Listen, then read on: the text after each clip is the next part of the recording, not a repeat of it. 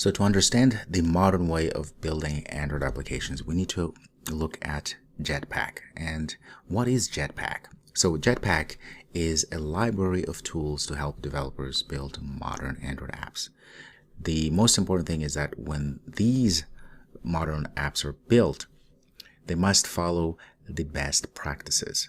So that's the whole idea behind Jetpack. So when you hear Jetpack, we're talking about ways to build robust Android apps that are flexible, that are adaptive, especially nowadays with a plethora of different Android devices, but following the best practices. So the idea is to reduce boilerplate code and make sure that there is a consistency across Android versions, because as you know, Android is very fragmented. There are different devices, different versions, different manufacturers and so forth. And so to have some sort of a holy grail per se of how do we structure our Android apps, how do we build our Android apps, to have this consistency, it's very, very important. And of course, that leads us to follow best practices. So Jetpack library has a lot of types. So here are just a few types we can find. So there are graphics, navigation, which allows developers to have a more consistent and a more consistent across the board way of navigating users that are using their app.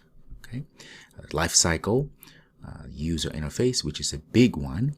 We have media, we have security, data, as well as performance and test. So these are just a few types of library that come with Jetpack.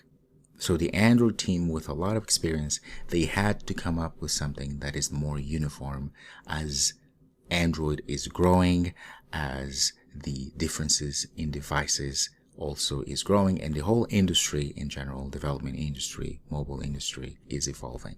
So they had to come up with a solution, at least a close to a solution that could unify the way Android developers develop applications. This course is going to focus on Jetpack Compose. So what is Jetpack Compose? Jetpack Compose is Android's modern toolkit for building native UI. UI is user interface. So Jetpack Compose, again, goes back to that main reason that we have Jetpack, the libraries, right? Which is to write less code with powerful tools, and also that will accelerate development. So the idea is to minimize the work involved in building Android applications, really.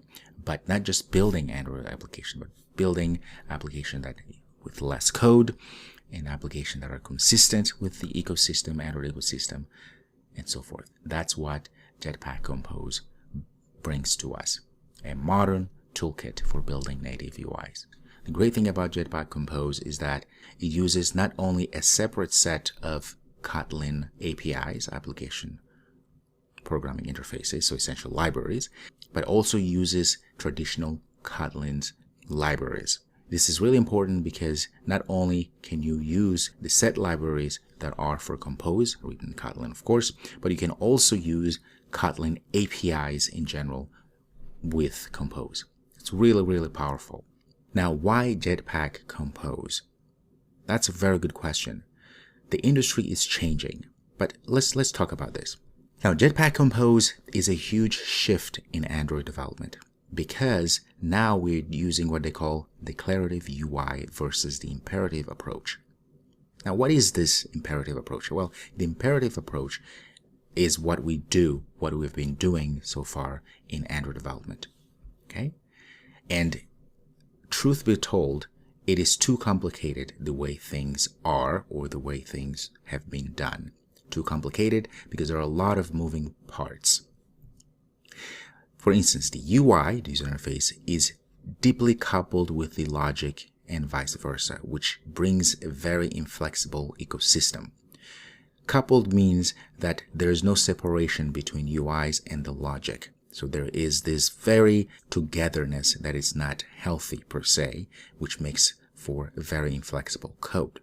For example, one of the examples that we have to render, for instance, a list with a few items in traditional Android development, you will need to create a recycle or use a recycle view, which is a very complicated class, And this recycle view will need an adapter, because adapter will know exactly how to position the items inside of this recycle view. And these items that we're putting inside of a recycle view, which need adapter, these also will need a view holder, which is a pattern that allows for the recycling of each item that is shown on the screen.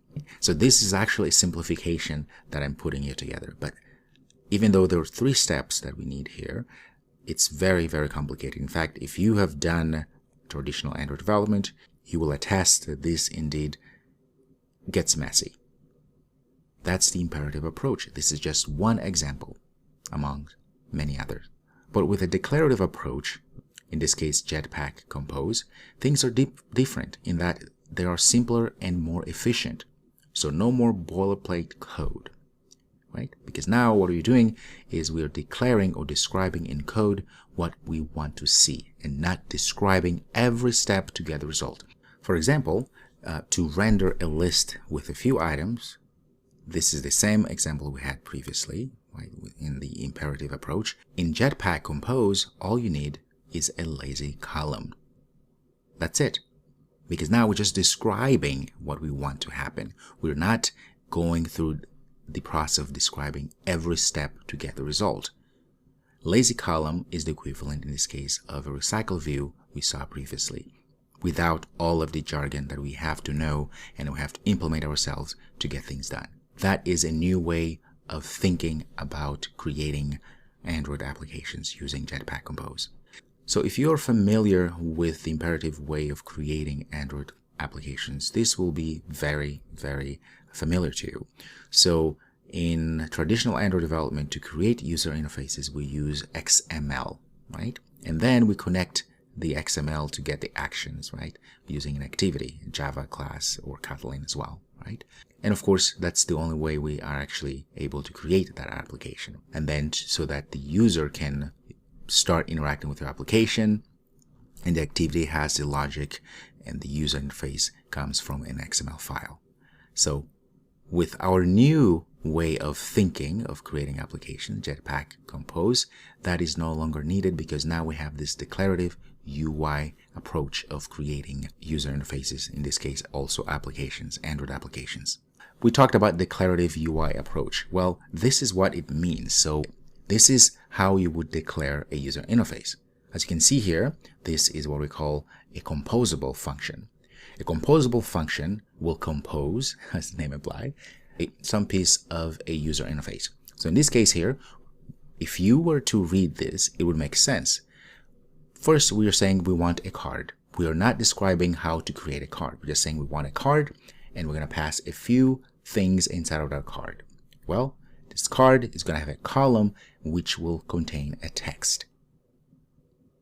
Not only text, but it will also contain an image inside of this column, right? And of course, there's some logic that we're doing there, that we're making this column clickable. And when this column is clicked, we want to toggle between a certain state, expanded or not expanded, right? So even if you've never seen this code before, never even looked at Compose, this should make some sense, right? We have a card and we have a column. Inside of the column, we are describing what we want. We want an image, and we also want a text. This text is going to be animated at some point, right? Because I see there it says animated visibility. That means it's going to be toggled between on and off depending on whether we have clicked the column or not. That's it. This is what we call declarative UI approach. And this is how it's done with Jetpack Compose. And that's what we're going to be focusing on in this course. I hope you're excited to learn more about Jetpack Compose, as excited as I am, because I'm so excited to show you around.